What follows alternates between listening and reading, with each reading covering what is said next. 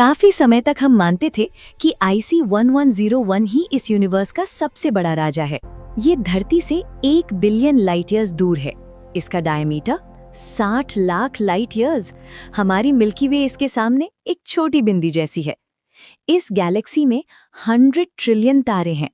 अगर हम मिल्की वे को इसके अंदर रखें तो वो कहीं खो जाएगी। पर मिस्ट्री ये है, इतनी बड़ी गैलेक्सी बनी कैसे? साइंटिस्ट्स कहते हैं कि इसने हजारों छोटी गैलेक्सीज को खा लिया है। ये एक गैलेक्टिक कैनिबल है। पर क्या यही सबसे बड़ा है? नहीं, 2022 में सब कुछ बदल गया। 2022 में हमें मिला एल्सियोनियस। ये कोई आम गैलेक्सी नहीं है। इसकी लंबाई 16 मिलियन लाइट ईयर्स है।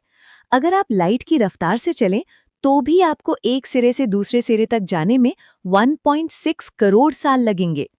लेकिन मिस्ट्री ये है कि इसका मेन बॉडी छोटा है, पर इसके अंदर जो ब्लैक होल है वो इतनी एनर्जी निकाल रहा है कि उसने स्पेस में करोड़ों लाइट ईयर्स तक गैस के बादल फेंक दिए हैं।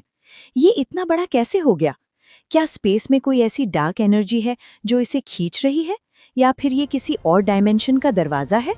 ये सब गैलेक्सीज मिलकर एक बड़ा जाल बनाती हैं, जिसे हम लैनिएका कहते हैं। लैनिएका का मतलब है इमेजरेबल हेवन।